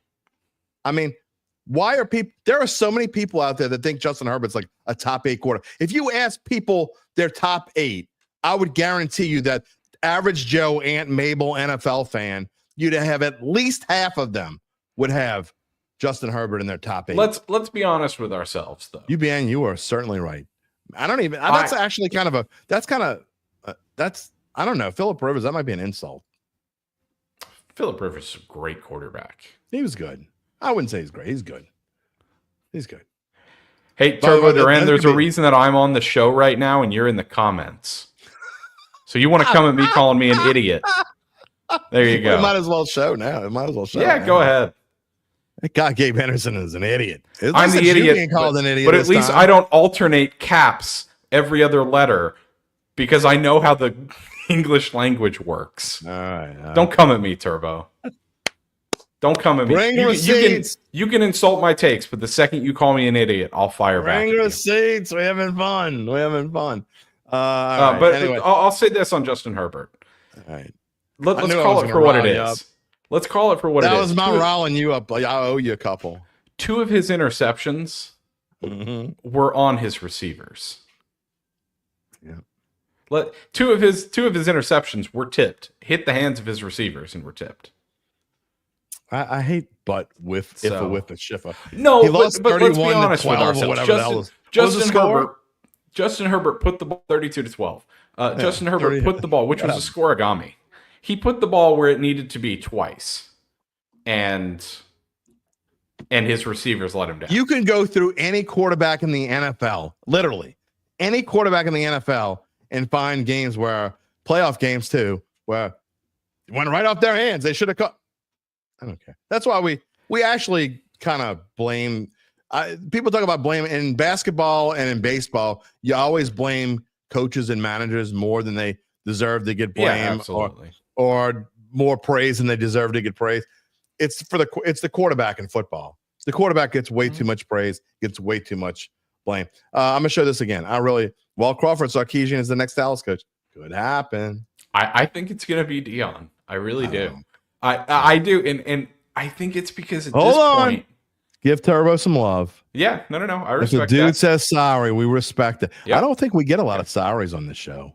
No, I respect it. Turbo said sorry. Appreciate that, Turbo. You're good. All right. Anyway, but I think it'll be Dion, and it's just because Jerry Jones at this point has shown that he doesn't care about winning and losing. I mean, hell, we're talking about the owner who, after every game, goes in front of the media. The last time. Press is good press for Jerry Jones. So the last time he won a Super Bowl, the last time Jerry Jones won a Super Bowl, he was old then. So I wasn't even a twinkle in my dad's eye. Oh wow, God, I'm old. UBN says he's never sorry when he calls me an idiot. Rainey says everyone's a bit punchy this morning. Must be because it's Monday. No, I'm not punchy. I'm having a great Monday. My Texans are playing next weekend. I'm cool. All right, let's talk about next weekend. And I'm not necessarily. We're gonna we'll do our pick'em skit on Friday, so we'll save it for our picks. But just initial thoughts. Look, I'm gonna repeat what I said a couple minutes ago for people who weren't here, because there are actually a decent amount more number of people that were here just 5 minutes ago. I think Washington winning did the Lions a big favor. I think the Lions having to play the Commanders is better than having to play either the Vikings or the Rams. That's who they would have played if the Commanders hadn't won. And actually, I even think that Philly probably is happier too, because I don't think Philly wanted to play Tampa either. I don't think anybody really wanted to play Tampa. You don't know what you're going to get from that team. Yeah. I mean, we're talking about a team who outscored Philly, just rough math, 69-20 something this year in their 2 wins. I mean, they beat Philly down twice. So hold Philly on. Randall coming without receipts. The Lions were going to destroy the Bucs. You mean like they did earlier this season and like they did last year in the playoffs? Well, oh no, wait, they didn't do that. They barely beat them. So get out of here. Stop saying stuff without bringing receipts. They were going to do this. They were going to do that. They haven't done it before. And your record picking games when we let you pick games on the show is, what is it, 7-23 going into this weekend? No, Randall, did want to mention this. Randall's actually had a good week. If the Rams win by 4 or more points tonight, okay, Randall has a winning week. Which would be his first probably ever. First, so that would make him like 11-26. Yippee-ki-yay. It would make him 11-25. Okay, I was close. Total. Lance says Gabe is right. Quarterback wasn't the problem. Harbaugh was stubbornly. Why are we making excuses? No. Hold on. That's misquoting me. I never said that he wasn't the problem. He still had 2 interceptions that were on him. That goes back to if somebody likes a quarterback, it doesn't matter if it's Spencer Rattler, Justin Herbert, Peyton Manning, Drew Brees, or anybody that's ever played the position over the past 30 years. If someone likes a quarterback and he sucks, it's the coach's fault. If someone likes a quarterback and he's great, it's the quarterback. If someone hates a quarterback and he sucks, it's the quarterback's fault. And if someone hates a quarterback and he's great, the coach is great. It's through the end till the start of football. You probably go back to Red Grange. There are people who hate Red Grange. By the way, Randall, my record is way better than yours. I'm over 500 for the season. Barely, but I'm over 500 for the season. Anyway, Debo the God says Carr's got to go. He's going to go in about he's going to go somewhere in about 13 months. UBN misses Baker's commercials. I do too. I like the Heisman House commercial. Randall, I don't know exactly what it is, but I'll go back and find it for you. It's somewhere in the neighborhood of, over the course of the season, it's somewhere in the neighborhood of 42 and 40. But I don't know it exactly. Go ahead. But I'll find it for you. Go ahead. Let's talk about this weekend. First, I want to start just your initial thoughts on Texans Chiefs. Obviously, nobody wants to go play Mahomes, but you're still in the playoffs.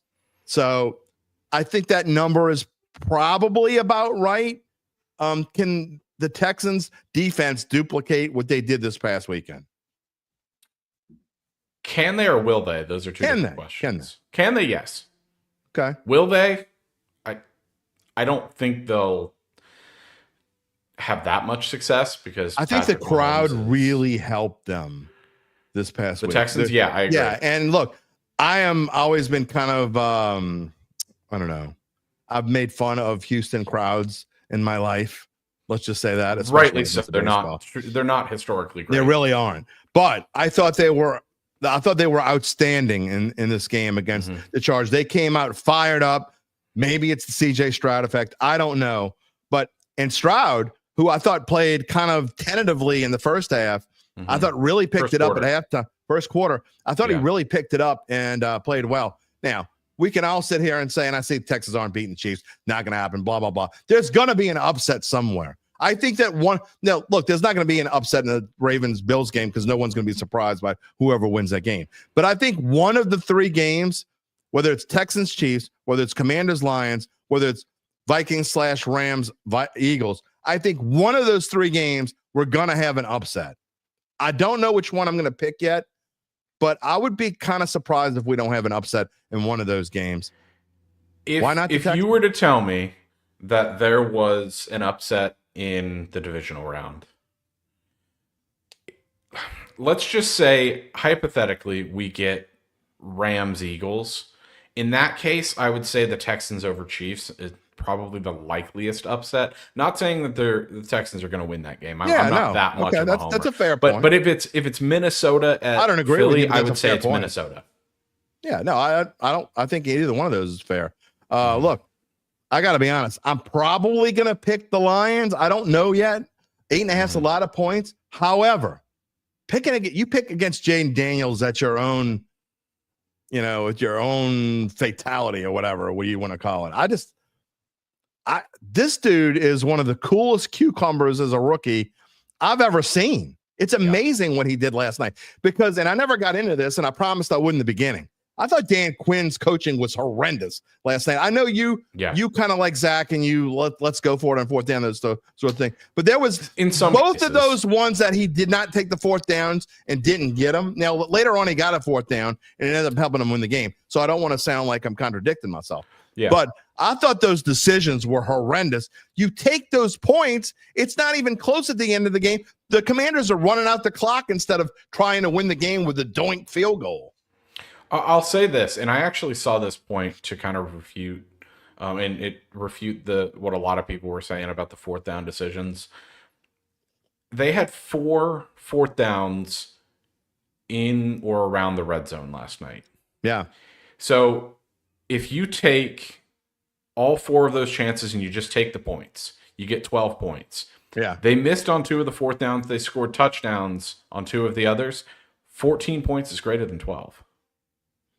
I hear you. Which I thought it was an interesting way of looking at it. I hadn't thought of it like that before. That's the analytic way of absolutely of looking at things. But the point, and look, I will say this: at least he was consistent. Not the consistency and get put you it in this way. But here, see, all fourth downs are not created equal. You got to look at where you are at the point of the game. Now, here's one thing about the first one, especially the first one. Okay, I didn't have as much of a problem when they missed the second one. But early in a game, to me, you're trying to set a tone, okay? It didn't come back to haunt them, but I thought if they scored that field goal right there on that opening drive, that I think that kind of changes momentum. You seize momentum, especially for a rookie quarterback, wherever you can. And that's why, I don't have problems with all of it. I know Zach likes to make fun of me, and we go back and forth and whatever. I don't have a problem with all of them. But I do have a problem with, especially, again, early in the game when you're trying to seize momentum and you just refuse to go for it. I mean, you refuse to kick the field goal and take the points. I get it's not fun. I get it's quote unquote, UBM was talking about quote unquote winning ugly, and people don't like to win ugly. Nobody wants to win 15 to 13, but you do what you got to do in the playoffs, and you got to give your rookie quarterback some oomph. And I just thought they didn't do that. Let me just give you a little counterpoint on that, though. If you look at it from Dan Quinn's perspective, who are you going to trust more on fourth down? Your offensive rookie of the year at quarterback, or a kicker that was sitting at home reading books a few weeks ago? Kicker won the game. Kicker won barely. He didn't lose it. I'm not into barely. Okay. No, I just don't. But when you doink it, it's barely. You make it, you make it. You miss it, you miss it. I know. It's black and white to me. It just is. No, look, I hear you. I'm not necessarily disagreeing with you, but I just think there are times you do and times you don't. I think I've been on the record. I think Dan Quinn is an awful coach. He was an awful coach with Atlanta, 28-3. Can we? Okay. He was an awful defensive coordinator. Okay, what do you want to use? A mediocre? Well, no. Worse than mediocre. Over the last that's what few awful months, means. Awful means worse than mediocre. Few months, you have called Dan Campbell awful. You've called Dan Campbell's worse awful. than awful. I mean, Dan Campbell's worse than awful. Let's use some different adjectives. I think awful is a little harsh. David Culley was awful. Oh, come on. Lovie Smith. David Culley shouldn't be in the NFL. Lovie Smith was an obstinate ass who definitally you've called Todd Bowles awful. The one I'll give you, Raheem Morris. Raheem Morris is awful. But I did say I backed off. Now I'm going to call Todd Bowles mediocre. Yeah, no, okay. Todd Bowles. I think Todd Bowles is a good coach. I think he's a mediocre coach. I'll say he's won his division 4 straight years. Yeah. Is that something to brag about in this division? No, but I mean, Atlanta basically Atlanta gift wrapped them the division, and last year the Saints lost 4 games in a row and went to the last week and beat the hell out of Tampa in the second to last week, and then went to the last week and still could have won the division after losing 4 in a row, just like 6 weeks before that. So they just like to keep it interesting. Yeah, maybe so. Maybe I ought to come up with a few more. I'll try to figure out a few more words for less than mediocre. Yeah, I just think I think when we're looking at Dan Quinn, a guy who's made a Super Bowl, he's now into the second round of the playoffs with a rookie. See, I used to use. Here's the thing, though. I used to use the word. I think awful is a little hard. But I used to use the word bum too much, and so I tried to back off the word bum.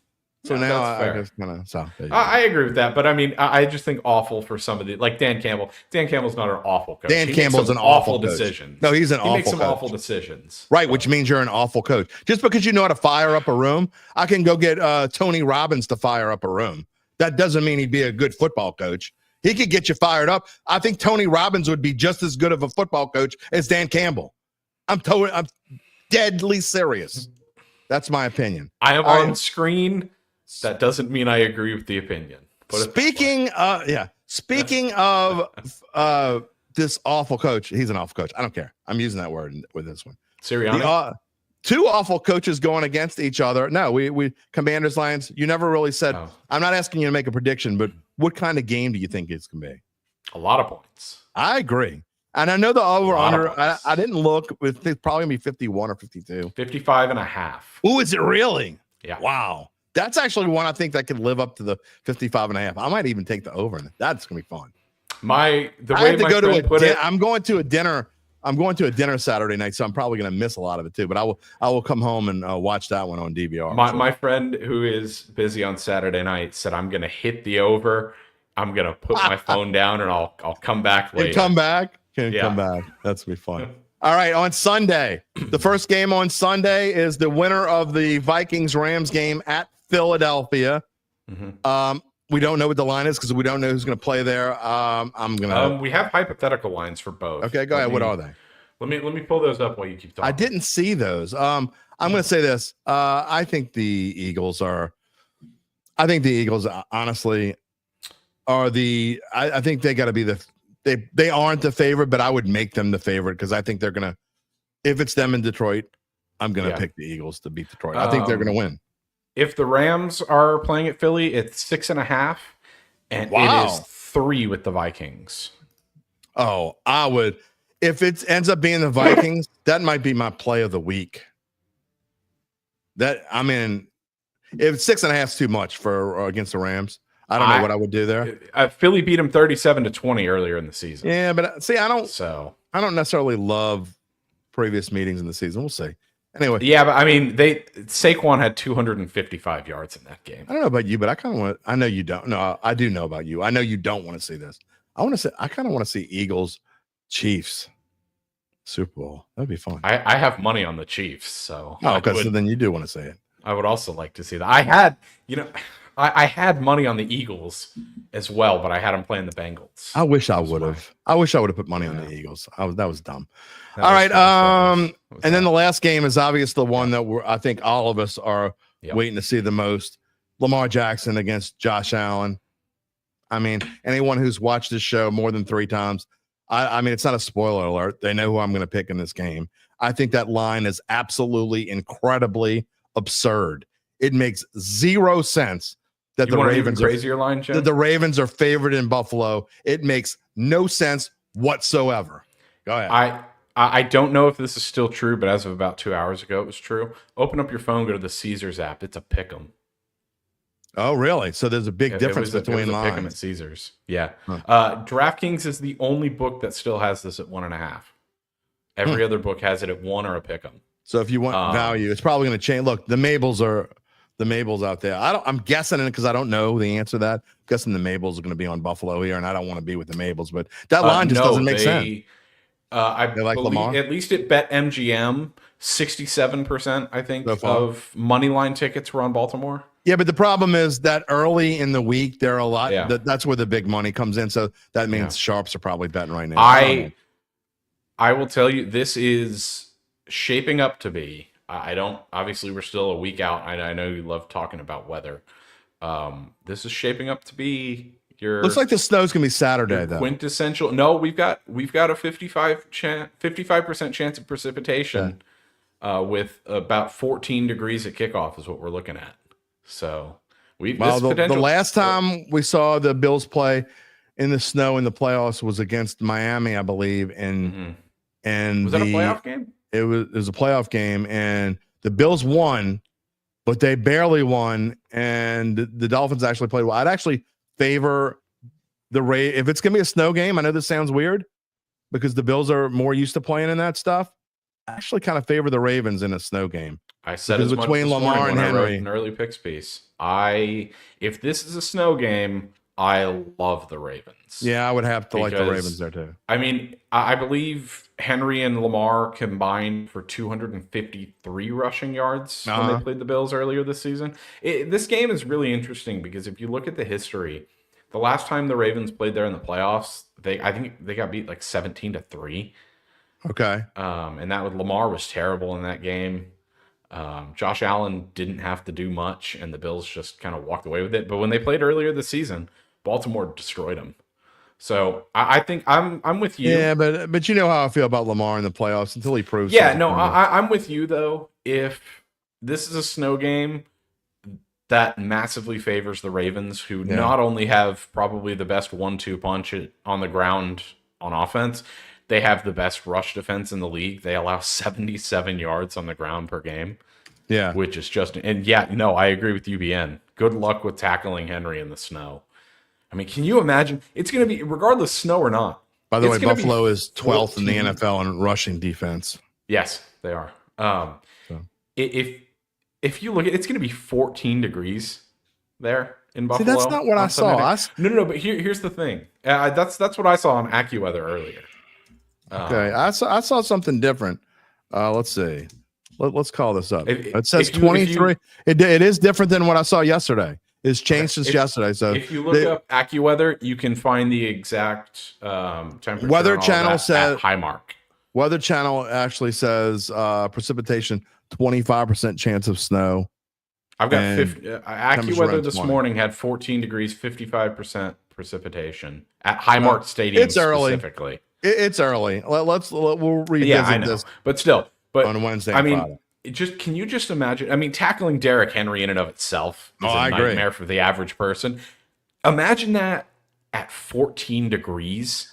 I'm also going to go looking back and see. I'll do this before Wednesday. Remind me, Gabe, on tomorrow night. Remind me tomorrow night. Text me and remind me. I want to go look up Derrick Henry's games, either in snow or in temperatures below 30. I got to think they're good. I would imagine they're very good. I got to think they're good. So we'll go look that up. I'll remind you. All right. Final thoughts before we say goodbye. We're running super long today. Shout out to D'Amico Ryans and the Houston Texans. I think the 7.5 is fair. The Chiefs won by 8 last time. It didn't feel like 8. It felt like they dominated. But the Texans really kind of lost all their momentum after Tank Dell's injury. Mm-hmm. Yep, I hear you. I don't feel good about the game if they play the way they did. If they play the way they did last weekend, I'm not going to bet against God. That's my early none pick. of us are. I mean, that's what I'm going to say. Texans fan, but I'm not going to let that cloud. I'll probably take it. If I don't want to take the Chiefs, I'll probably take a total in that game because you just can't bet against God, period. Yeah, no. I think if I were to play the total now, I don't remember what it is. I don't care what it is. I'll make them 43.5. I think I'll take the over. I would take the over. Yeah, I think I would take the over. I took the under last time they played and it didn't hit. All right. We will see you Wednesday. Jeff Duncan's going to be on, so we'll probably have you on after Dunk. But Wednesday's going to be a good show. Looking forward to it. See you then. Me too. Bye. All right, Gabe Henderson, everybody. And again, tonight, Vikings and Rams. I'm not showing this just to be a goofball, but I do still like the Rams. I think the Rams win this game. We'll see. One smoke likes Bills all day against the Ravens. This is going to be one where I think it's going to be truly 50-50.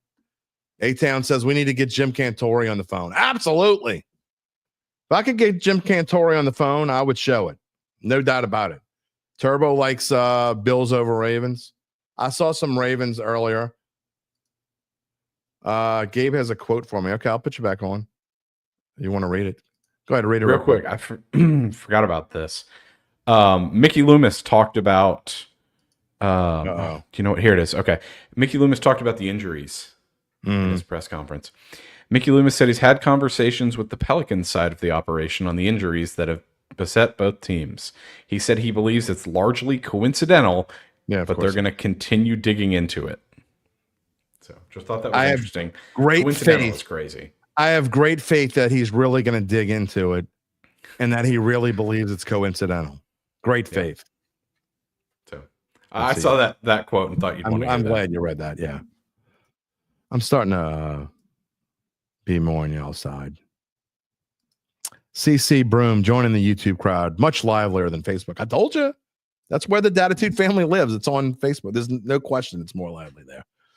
Again, if you're watching on Facebook and you watch the show on a regular basis, you want to be on YouTube. That's where the fun is.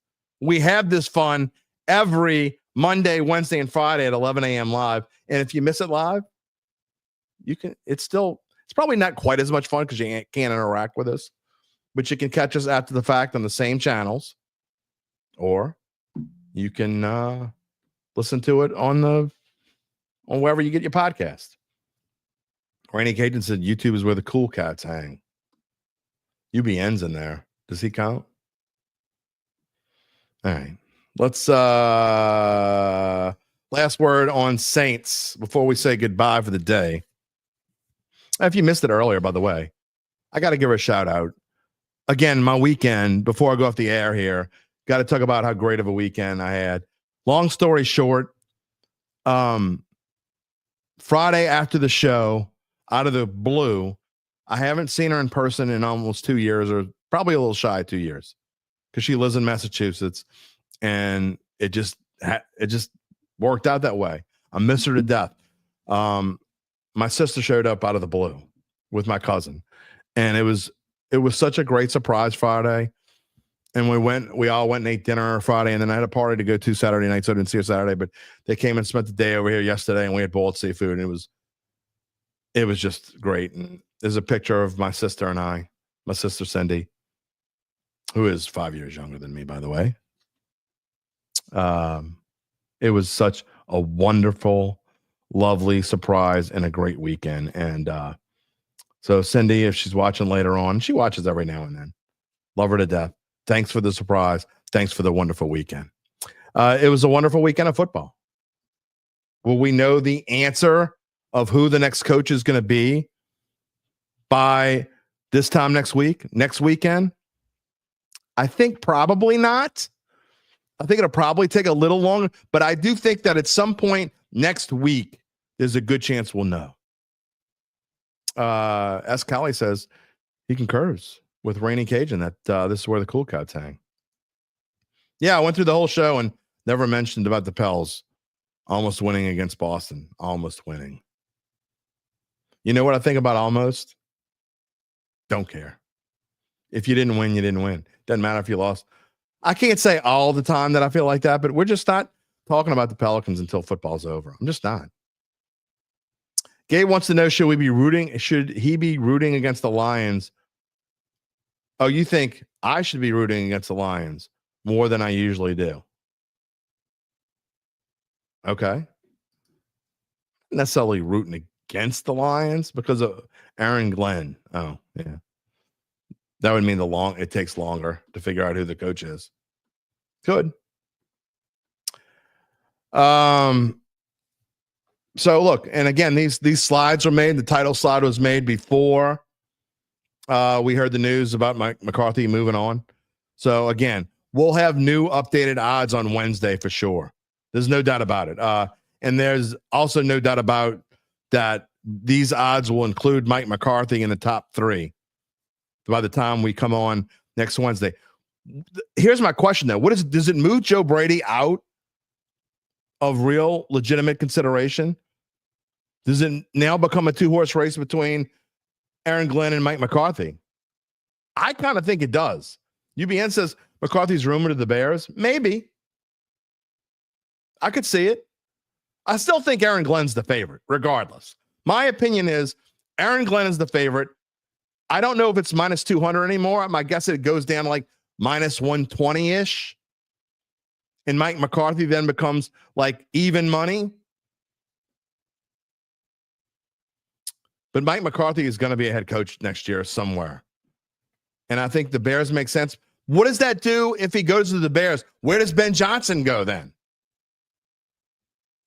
I mean, he's rumored to go to the Bears, but why would they rather have him than Ben Johnson? Does Ben Johnson then become an option for the Saints? I don't know. Does Ben Johnson knock Liam Cohen out of potential possibility as a Jaguars coach? Chris Mix says Raiders. You mean that's where Ben Johnson? Maybe.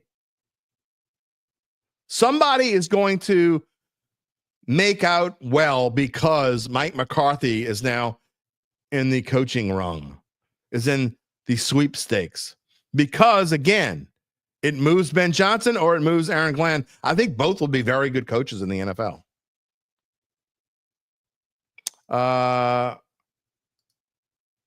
UBN says Commanders' Jayden Daniels has one more win than Justin Herbert in the playoffs. It's true.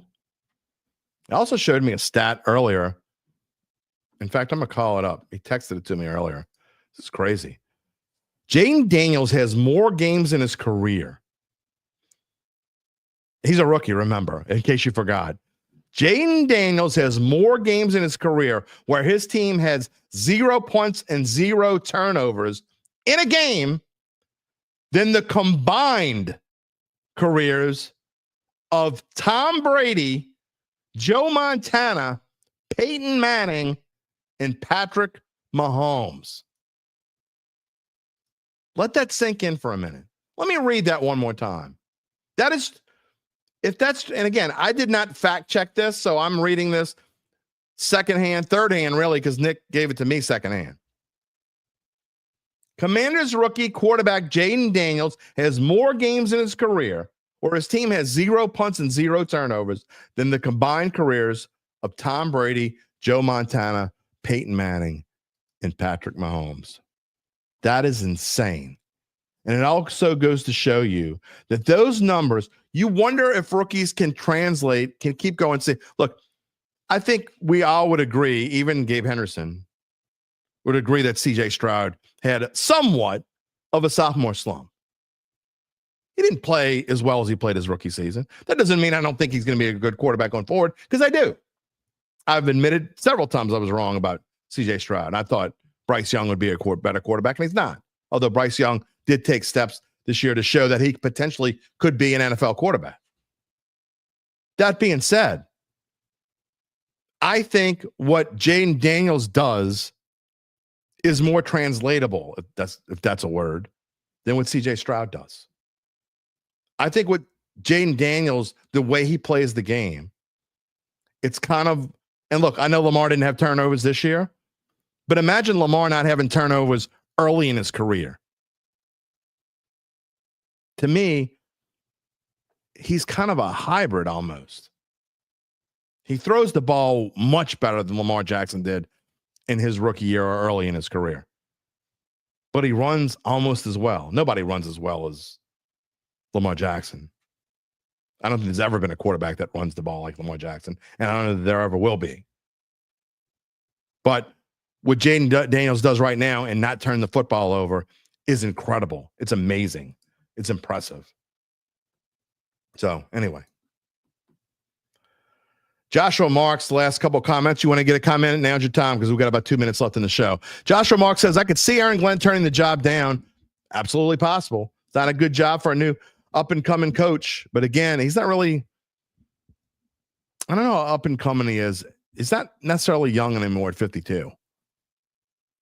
But again, if he can do something with whomever, it will be it will pay big dividends.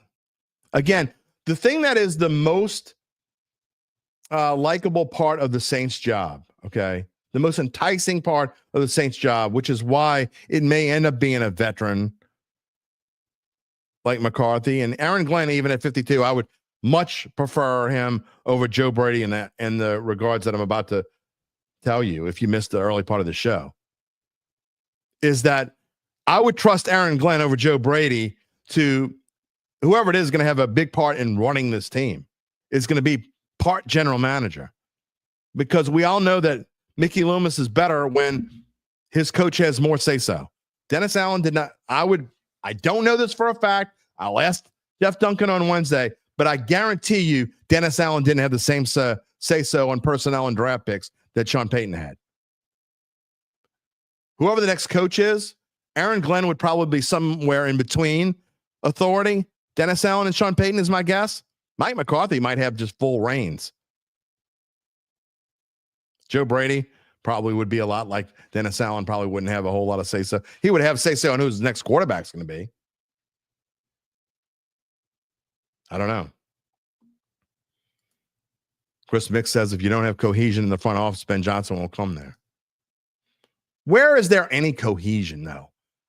If a team's bad, they're bad for a reason.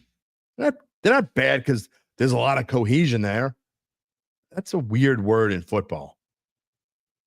I mean, I got to be honest. If I'm a coach, I don't want anything to do. I'm not saying, look, the Saints is a tough job to take because you are going to have to bring in a new quarterback within the next 14 months. Okay. You're going to have to. Again, Derek Carr is going to probably almost, I won't say certainly, but very highly likely Derek Carr is the quarterback next year. But also almost as likely that he's not the quarterback the year after that. So whoever the new coach is going to have to bring in a new quarterback. So that makes it not as attractive.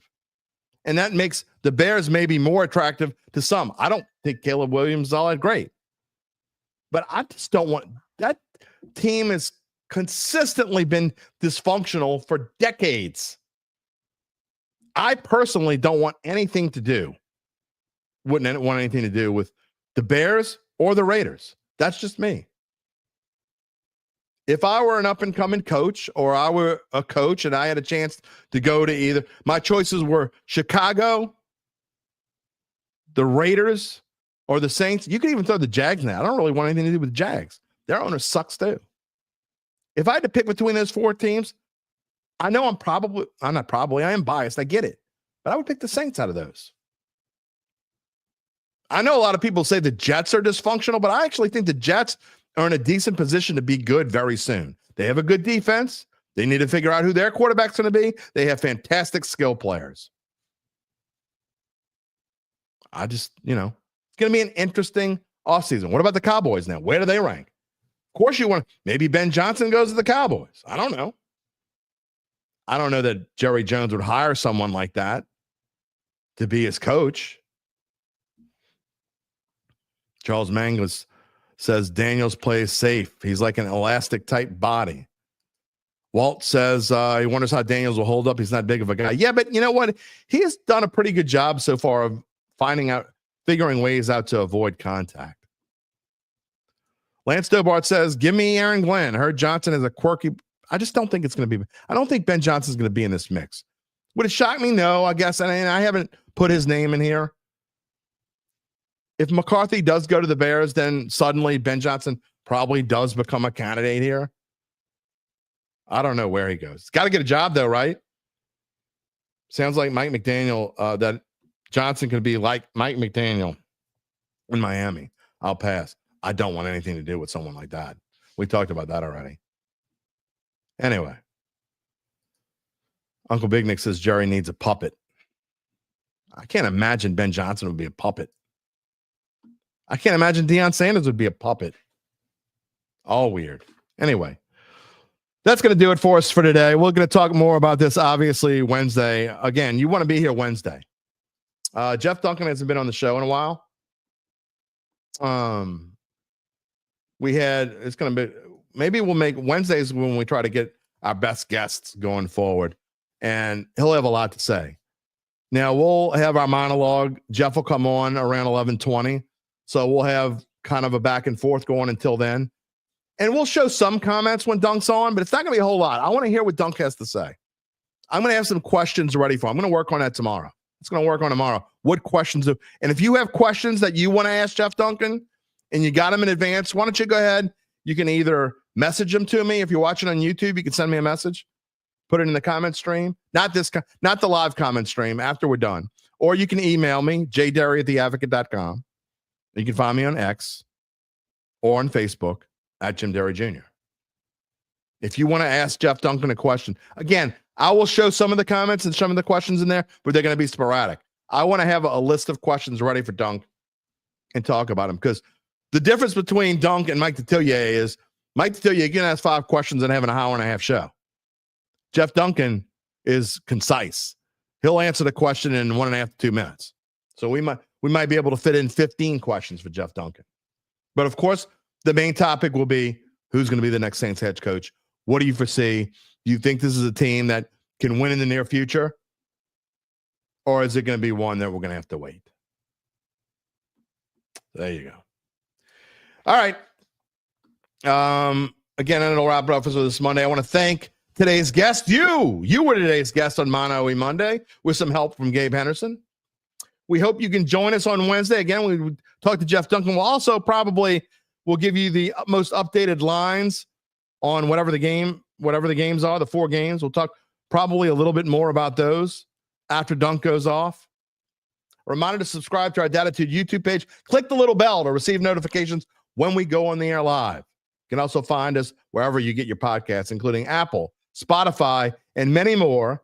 And you can find a replay of the show, as always, on NOLA.com/sports. You can find my stuff on bet.nola.com and all of our Saints Insider stuff, including a recap on what happened in Mickey Loomis's press conference with our insiders on NOLA.com/Saints. We will see you all Wednesday. Stay warm. The rain's gone. You don't have to worry about staying dry. Have a fun couple days, and we'll see you on Wednesday. Take it easy, my friends.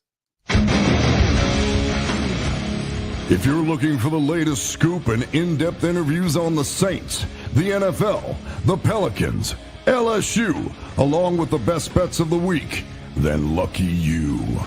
Along with high-powered, in-the-know guests who cover our teams, Jim Derry brings plenty of Dattitude. And he'll always tell you the way it is, or at least the way he thinks it is.